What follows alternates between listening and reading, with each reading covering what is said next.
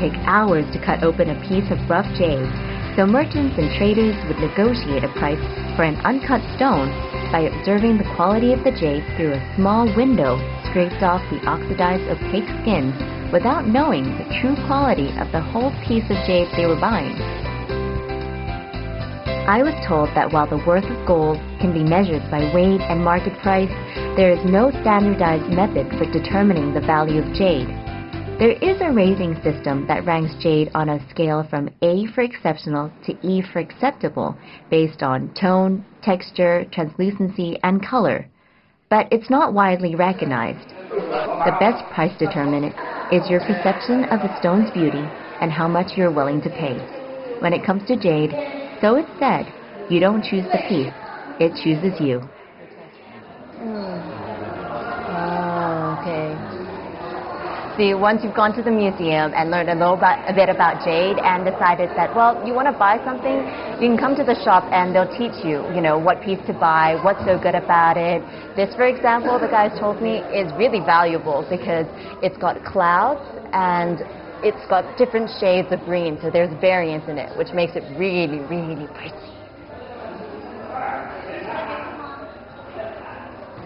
I've worked up quite the appetite shopping, and the girls at the store told me that right across the road, a few steps away, is a restaurant that serves local cuisine. And the great thing about it is that every night at 8 p.m., you'll be able to see a local puppet show with puppets that are made out of pigskin. That's pretty cool, so I'm going to go and check it out.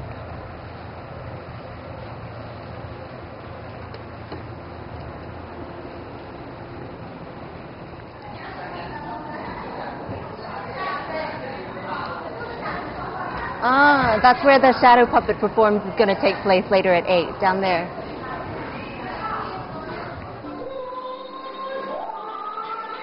The shadow play is a feature of various cultures around the world, such as the wayang kulit in Malaysia and karagöz and hasavat in Turkey. In China, the shadow play is a traditional art form that dates back to the Han Dynasty over 2,000 years ago. In China, the shadow play is said to have originated after one of Emperor Wu's favorite concubines passed away from illness. The emperor was so distraught that he ordered his officials to bring her back to life. The poor officials, faced with the prospect of losing their heads if they failed in this impossible task, came up with an ingenious plan. They made a puppet of the concubine using donkey hide. To this day, there are many places in China where shadow plays are performed, although there are distinct regional variations. In some areas, the shadow play revolves around singing local folk songs. But here in Tengchong, the puppets are used to tell stories. It's a form of entertainment that remains very popular among the locals, even when their TV sets are calling out to them. 师傅，还有几个人在你村子能做这个的，还有能表演这样的？能做的在50多人，能表演的只有30多人了。哇！以前呢传男不传女，现在呢我们这老艺人刘永洲，我是他的搭档，叫刘定徐。那么还有我的那个侄子。我们这里组织呢已经有好多5位女同志、小女孩，他们都来跟着表演了。哦，在寨子里边。但是现在年轻人还喜欢这样的吗？喜欢。还是喜欢。除了演老的，我们还改给了新的。哦。所以年轻人演这个大本头，就难演，演历史故事，很困难。要敲打，要拉琴，要唱。挺多东西的。那么打斗的时候不唱，要一般的文戏，才唱。哦，唱一个吧。你唱一个吧，给我听一下。哎，老艺人唱一个。万里花真稀，老艺人操一个，小九爷最动听。又是你唱。啊，女的。女的。我做了你把上道了，成了道油先。I flipped the head the wrong way. 油条直背。哦。If you want to find out how the shadow puppets are made, you need to take a 30-minute drive from the town center to a village called Liujiajai. The journey there gives you the chance to take in some magnificent scenery. I'd heard that Tengchong is a beautiful place, but having traveled to places with some of the most spectacular landscapes in the world, including Bali and New Zealand, I never expected Tengchong to floor me. But driving past the rice paddy fields mirroring the sky, that's exactly what happened.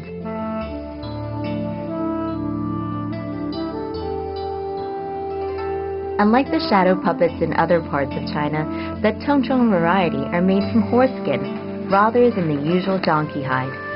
Each limb is traced onto a piece of leather before being cut out by hand. The puppet is then painted according to its character in many different, bright and vibrant colors. Like most traditional arts in China, shadow puppets and shadow plays are a dying art form. Not many people are able to make the puppets or perform the plays these days. Still, the elders continue to train and teach the young to perform, integrating modern stories in the hope of keeping the old tradition alive. While most of the people who live in Tengchong are ethnic Han, the town is located within a region with many ethnic minorities, and the puppets here represent both groups. I overheard some tourists saying that they'd seen shadow puppets in many parts of China, but the ones here were the most beautiful and intricate.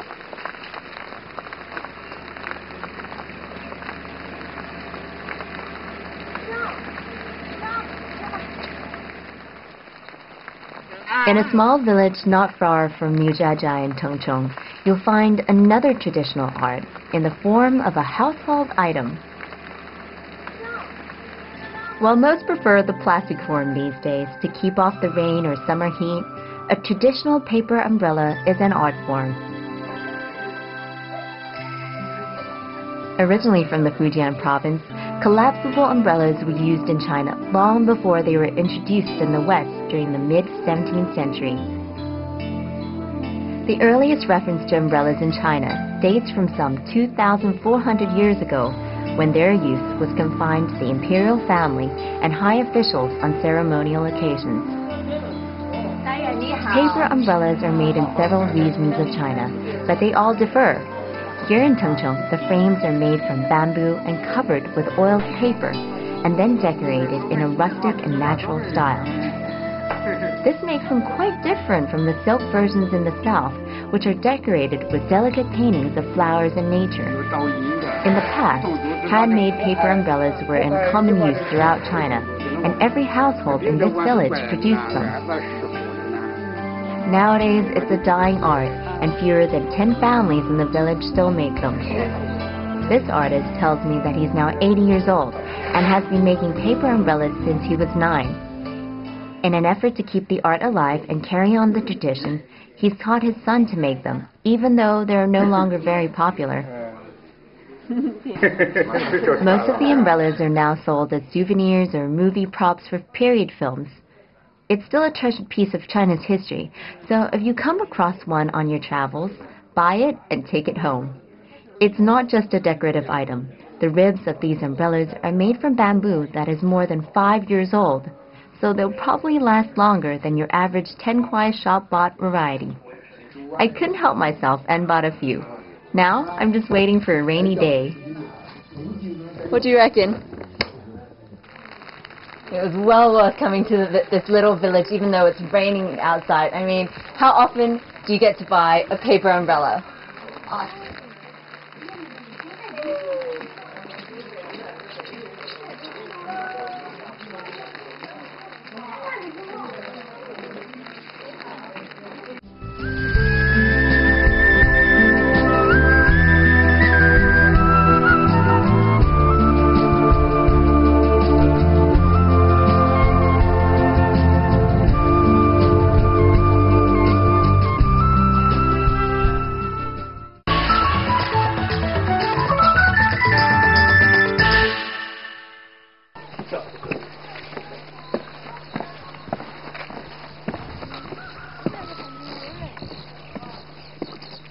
when you get to the Bay High Wetlands, you can either walk on the elevated platforms or you can take a boat around the marshes, which is great because then you'll be closer to nature and you'll get a better look at the ecology here.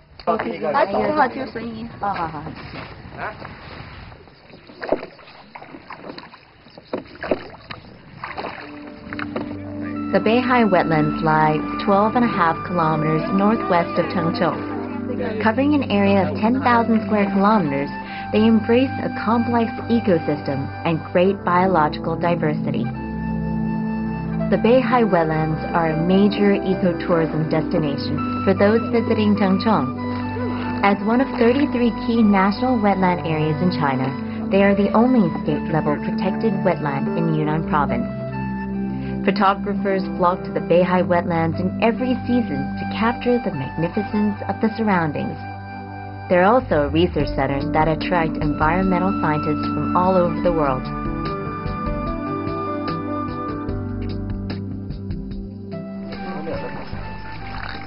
So now I'm going to show you the incredible feat of walking on water. Whoa! Squidgy! It's kind of cool! Ooh, it's cold.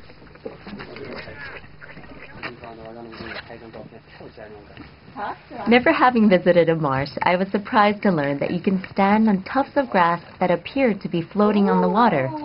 The grass is about 10 meters high and is so dense that a patch this big can bear the weight of at least 10 people. Now, if the novelty of feeling like you're walking on water isn't stimulating enough, there's always something to see here, no matter which season you visit. If you come in spring around March and April like we did, you'll see fields of purple fleur-de-lis.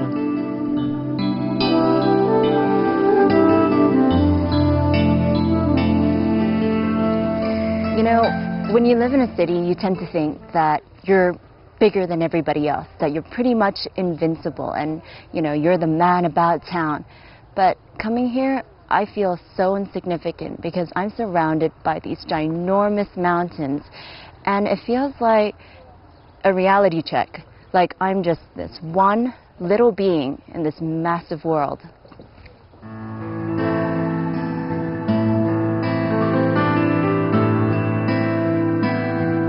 Chengchou is a small place. There's no doubt about that. But while in many bigger towns and cities, you're constantly battling hordes of tourists, I had a great time enjoying the many sights and activities this town has to offer without the long queues. The volcanoes are overwhelming, the marshlands are inspiring, and it's not every day that you get to see such beautiful works of jade and shadow puppets. I'll be continuing my journey in Chengchou in the next episode with a visit to Heshun Village. It's a place that most people won't have heard of, but one that they'll want to visit if only they knew. Keep your bags packed till then. Thanks for watching Travelogue.